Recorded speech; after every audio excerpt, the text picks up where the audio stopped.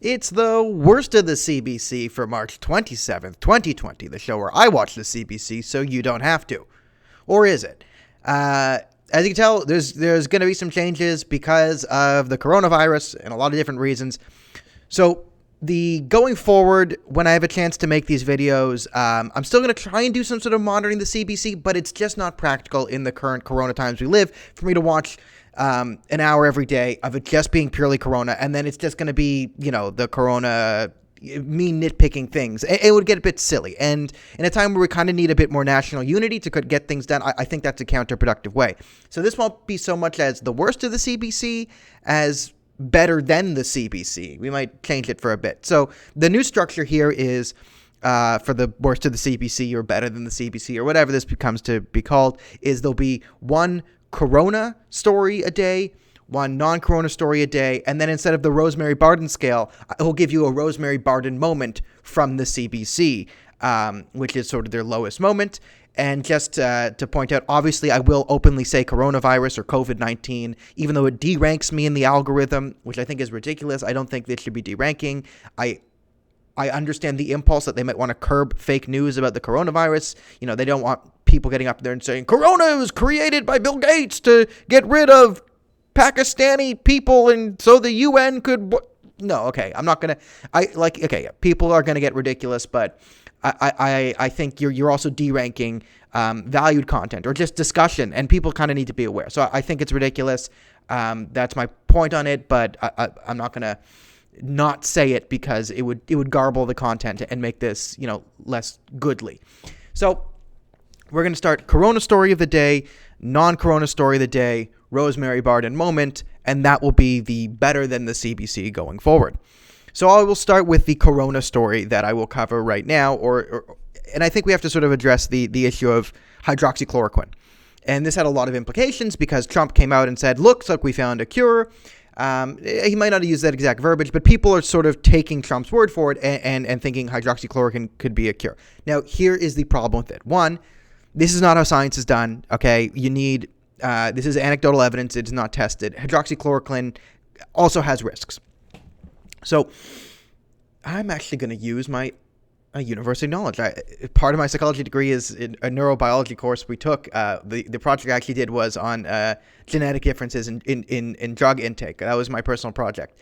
And this is where the dangers of hydroxychloroquine need to be explained. So there's one, the personal danger, and two, the societal danger of this. So the personal danger is it is a toxic medication.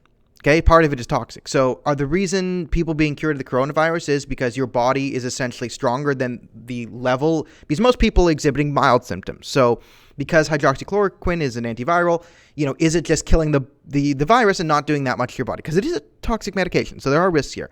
Now, there are people with certain enzyme deficiencies in certain populations that hydroxychloroquine becomes more toxic than other people.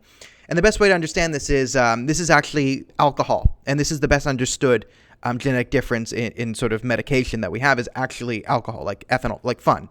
Because the reason you get drunk, you get inebriated, it's because you're poisoning yourself, but slowly and smallly, and in a dose that's manageable. However, certain populations are missing a certain enzyme, ATCH. And it's about, I believe, 50% of Asian population people just don't have this enzyme. And this enzyme helps digest alcohol and break it down. This might explain why you might have a friend who has 2 drinks and they're pretty drunk. They're probably missing that enzyme that helps break down alcohol. It means they get drunk quicker. Now, it could have different implications on addiction and all that, but for the moment, just understand that because they can't break down the enzyme alcohol, the alcohol with that enzyme, they are at greater risk of alcohol poisoning, right? If they have 5 drinks, that's like you maybe having 15. So this is the problem. Now, apply this to hydroxychloroquine, which is more toxic, and you have the potential for people to die. So this is the risk personally with hydroxychloroquine. And these enzyme deficiencies are found primarily in Asian populations and people with Mediterranean populations. So if you're thinking of, I'm going to hoard some hydroxychloroquine, take a step back especially if you have Asian or Mediterranean heritage, which there's a lot of us, okay? You might be in danger. This drug might be more toxic to you because you might be missing certain enzymes that other people have. I mean, this is just one of the sort of genetic differences in human beings. We all sort of have one of these, but specific dangers of hydroxychloroquine are much higher in Asian and Mediterranean populations. So pump the brakes on that, especially if you're from there. The other reason is hydroxychloroquine is needed as medication for other people. Rheumatoid arthritis, lupus. So if you're trying to hoard, like, this is the idiotic thing of people just hoarding all the Purell at the beginning. I heard stories of people going to the stores and just buying all the Purell there for themselves. Well, now you've made everyone else unsafe because you only needed 3 liters, let's say, to get through this whole thing, but you're buying the entire store. Now everyone else is unclean. You're making the population around you less safe. This is sort of hoarding of medication. You're doing this. So not only will people who need it not get it, but you might create shortages of this medical supply and not quite need it. So what is hydroxychloroquine? If we were to be responsible, we're saying it might be a good place to start. Right? Just how it used to be an antimalarial drug, it's not the one we use now because we improved on it. It's an old drug. So yes, it is valuable to say that, hey, there are some positive signs from hydroxychloroquine. It warrants further study, but everyone be very careful because the drug itself is toxic. And you are at especially risk to harm yourself if you are of Asian or Mediterranean descent. You have an increased risk of dying from hydroxychloroquine. So pump the brakes there. Now, non-COVID-19 story of the day. I think we have to recap. We have to talk about the power grab from the Liberal government that was and failed. So if we're keeping track, I don't know what power grab attempt this is, but they tried to give Bill Morneau emergency financial powers for 21 months until the end of 2021 in a minority government to just create new taxes and spending at will. Obviously, this is unnecessary. It is a ridiculous length of time that they even tried for. And we have to balance the fact of there's a few things we have to talk about in coronavirus. Number one, keeping everyone safe, social distance yourself, blah, blah, blah. Yeah, we all know that. Now, the health side, which is the most important. But for the other part, let's talk about, is the thing that Trump got hammered for. But it is a legitimate question, and people are starting to ask it now. When is the cure worse than disease, right? Because we need a functioning economy. If everyone gets laid off and there's no economy and there's massive debt, and unemployment can kill thousands of people too, just like a virus. So we have to have a legitimate conversation about the economic trade-offs of keep it in the middle of a pandemic. There's a legitimate conversation that needs to be had there. I'm not saying anyone's right or wrong there. I'm just saying it's a conversation that needs to be had. The other thing we need to talk about is the civil liberties aspect of this. How much authority are we willing to lend the government in times like this? And the fact that they try to assume powers they really shouldn't have in a time like this is I don't think it's becoming of the leader.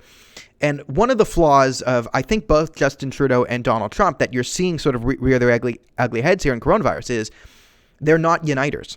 They are not uniters of the country, for different reasons.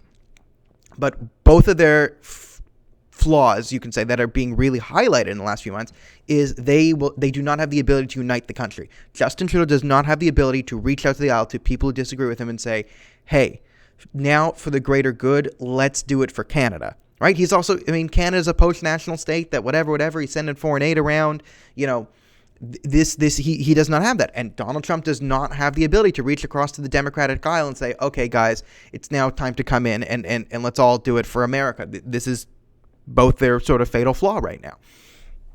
So the power grab, it was asinine, that we almost lost civil liberties to Bill Morneau.